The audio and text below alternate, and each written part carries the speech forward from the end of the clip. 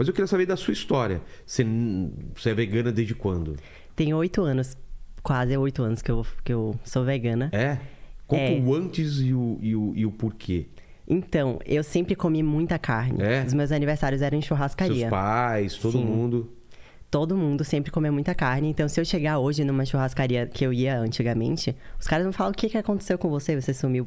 Sério? Sim. Era um programa rotineiro, então? Era uma coisa assim que eu sempre fazia e eu nunca tinha parado pra pensar que era uma escolha. Eu achava que era necessidade. E sem carne não teria proteína, não teria tudo aquilo que eu vivia, vida social. Sei. Aí eu falei, pô, tem gente que é vegana e tá vivo, né? Aí eu vi que tinha atletas veganos. Falei, ué, e da onde que eles acham as proteínas? Então eu comecei a entender e virou aquela chavinha de não querer apoiar uma indústria que faz coisas que eu não faria com minhas próprias mãos. Entendi. Eu olho um vídeo e falo assim, nossa, eu não faria isso, por que eu vou pagar alguém pra fazer? Então veio aquela ideia, assim, e eu realmente descobri que era possível. Não só possível, então, como melhorou muita coisa. Quando virou a chavinha de eu não quero mais comer carne, foi vídeo, foi algum documentário, alguma amiga, algum amigo? Qual documentário? Cara, Terráqueos. Se você assistir e não derrubar uma lágrima, é diagnóstico de psicopatia. Qual? Terráqueos. Chama Terráqueos? É o nome dos seus seguidores. Eu achei que ela tava falando com os nossos seguidores. Pois né? eu também. Chama Terráqueos? Terráqueos. Onde a gente acha? Tem um site, Terráqueos, eu acho que no YouTube você também acha. Tá. Mas assim, olha que legal. Eu recebo muita gente, principalmente crianças e adolescentes lá no consultório, que os pais ficam desesperados. Ai, minha filha virou vegana e ela não quer mais conversar com as pessoas porque ela quer converter todo mundo. Geralmente, esses documentários de violência, eles vêm com uma carga emocional muito forte. É, que a pessoa fala, as pessoas têm que saber, eu tenho que falar, né? Total, e é realmente uma coisa inevitável você assistir aquela violência. É tipo um filme de terror, só que real. Real, né? E aí você fica meio agressivo. Mais ou menos o que você viu nesse... É a forma como matam os animais, como confinam os animais. Dá uma geral que te abalou pra caramba. Cara, confinamento, porque confinamento não é cadeia alimentar.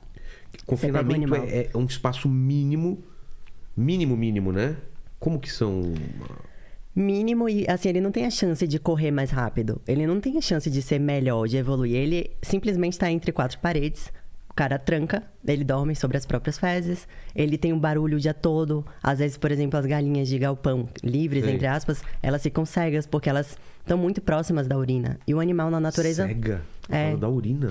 Elas não ficariam daquele jeito ali. Sei. Então, por exemplo, assim, vou dizer que eu acho certo comer. Eu, particularmente, não como porque eu não acho certo. Mas eu não vou julgar uma pessoa que...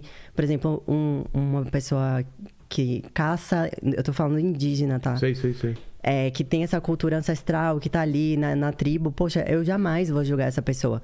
Porque aquela cultura ali, né? Ela existe daquela forma. Ele tá matando pra comer, na teoria, né? Não existe o confinamento ali na tribo indígena e tal.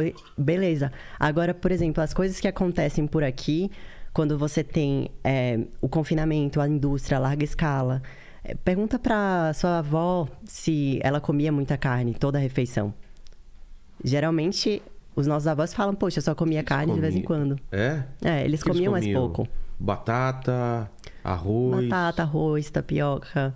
Tudo que é vegetal. Tem mais de 300 mil espécies de plantas comestíveis. Mas eu lembro de uma imagem que foi forte pra mim. 2, na verdade. A primeira vez que eu vi... Minha avó pegando uma galinha e dando aquela torcida no pescoço. Já viram isso aí? Eu já. Que é uma... Ela faz... Pô, vó, né? Tá, papai... O que você fez?